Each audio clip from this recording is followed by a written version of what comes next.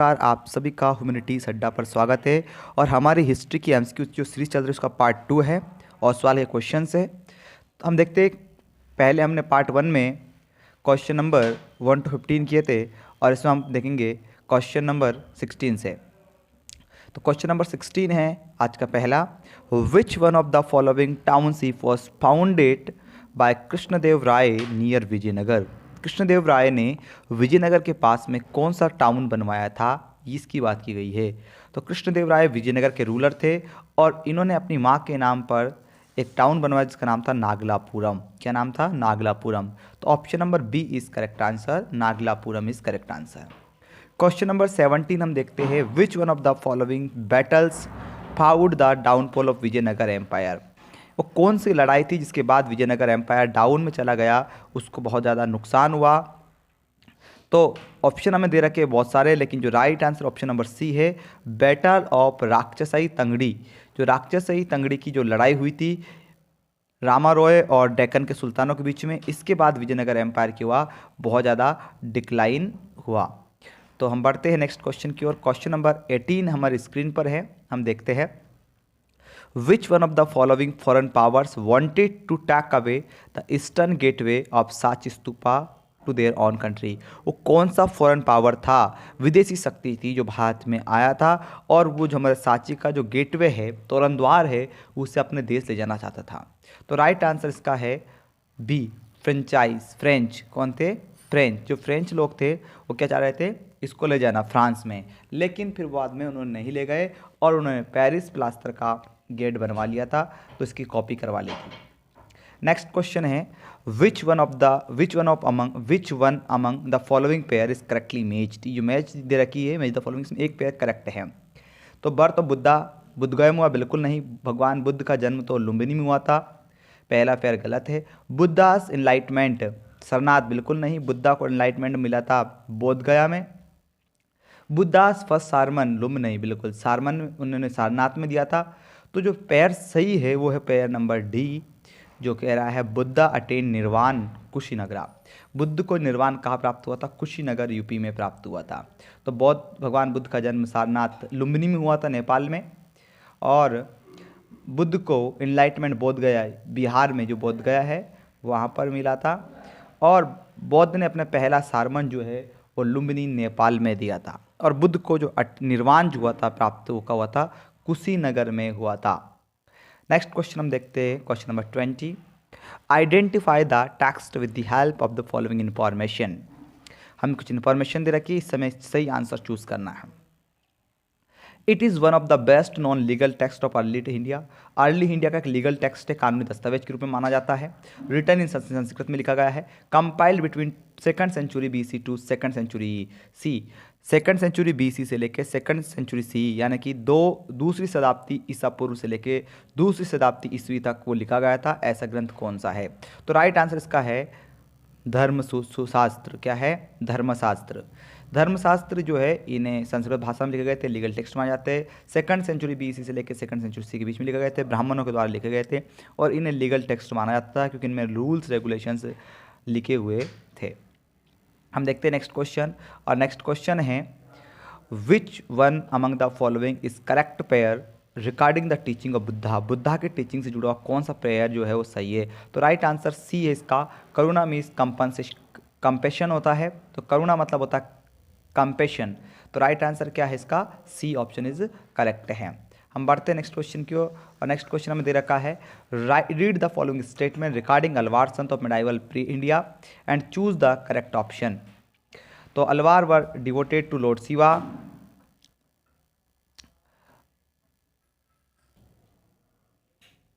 Second option है, hymns of Alvar were compiled in Nalayira Divya Prabandham, और Andal was from Alvar tradition. तो option number कौन सा सही है? तो option number second and third, यानी कि बी जो ऑप्शन है वो क्या है? करेक्ट है। जो स्टेटमेंट बी और सेकंड और थर्ड है वो क्या है? सही है। तो जो अलवार संप्रदाय से जुड़े हुए जो हैम्स जो है वो नलियारा दिव्य प्रबंधन नामक एक ग्रंथ है जिसको साउथ का वेद कहा जाता है, उसमें है। Andal was the from Alvar tradition से जो थी, महिला थी ये। तो ऑप्शन नंबर 20 करेक्ट है इसका।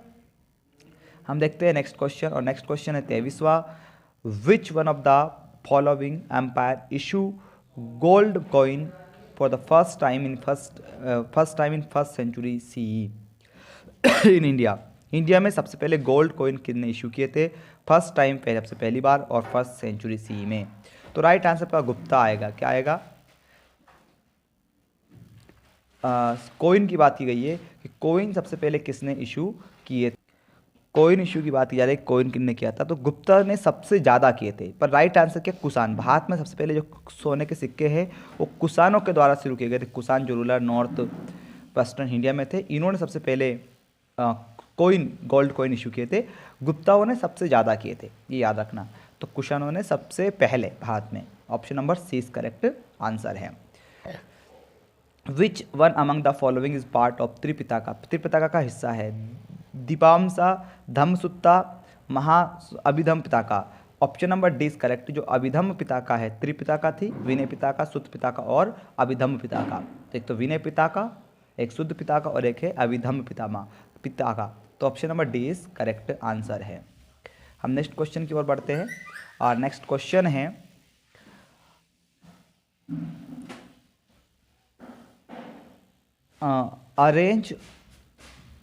Arrange the following chronological order, choose the correct option. हमें अरेंज करना है क्रोनोलॉजिकल ऑर्डर में और चूज करेक्ट ऑप्शन करना है। Invasion of Alexander, regime of Ashoka, beginning of Gupta rulers of Magadh consolidate power.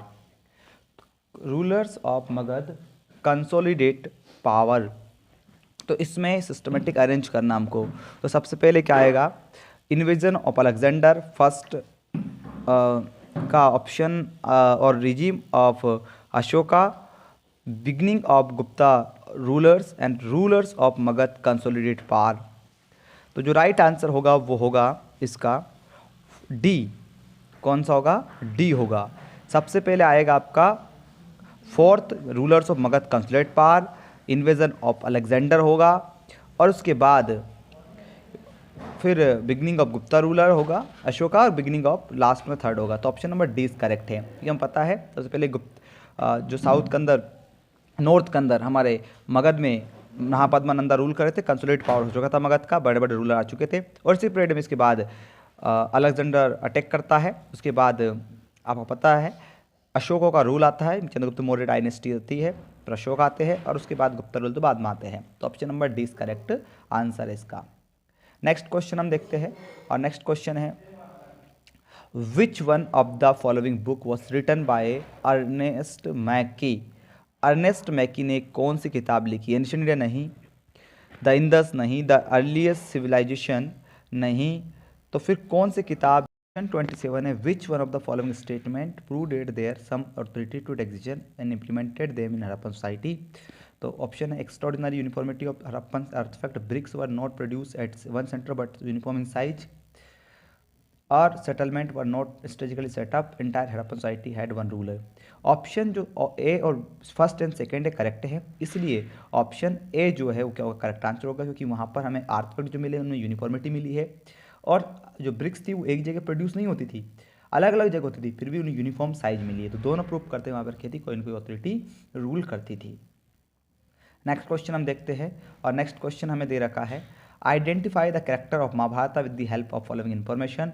तो क्या कहा गया है? इसकी हेल्प से बताना है कि कौन सी वहाँ पर हेल्प से रूलर ऑफ हस्तिनापुर कौन था, प्रीमेच्योर डेथ हो गई थी उनकी, और brother of Dhritarashtra. Option number C जो है वो करेक्ट आंसर है। पांडु जो है उसका राइट आंसर होगा, पांडु ही हस्तिनापुर के रूलर थे, प्रीमेच्योर समय से पहले उनकी डेथ हो गई थी और धृतराष्ट्र के ब्रदर थे, है ना। तो ये आपको ऑप्शन नंबर सी करेक्ट होगा। क्वेश्चन नंबर डी 29 देखते हैं हम। Which of the following are the major literary source to reconsider the history of Mauryan empire? Mauryan empire की हिस्ट्री जुड़ी हुई हमें वर्क दिखाना है। तो ऑप्शन दे रखा हमको work of Megasthenes, Greek ambassador, Arthashastra Kautilya, Buddhist, Jain and Puranic literature, Meghaduta of Kalidasa. Right answer है इसका option number C, first second and third correct है। Work of Megasthenes, Greek ambassador जो थे मेगास्थेनीज ने किताब लिखी जिसका नाम था इंडिका, अर्थशास्त्र कौटिल्य चाणक्य का, और बुद्धिस्ट, जैनिज्म और पौराणिक लिटरेचर है वो भी हमें जानकारी दी। तो फर्स्ट सेकंड एंड थर्ड क्या है? करेक्ट है, इसलिए option number C is correct option. और आज का लास्ट क्वेश्चन है हमारा, वो देखते हैं हम। Two statements are given below as assertion and reasoning are read the statement and choose the appropriate option. Assertion between 6th to 4th century CPC, Magad became the most powerful Mahajanpat.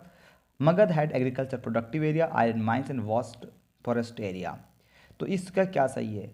बिल्कुल इसका जो option number A है वो correct है. Both A and R correct and R is correct explanation. क्योंकि आपको पता है 6th से लेकर 4th सेंचुरी BC के बीच में मगध बहुत पावरफुल महाजनपद बना था. क्यों बना था?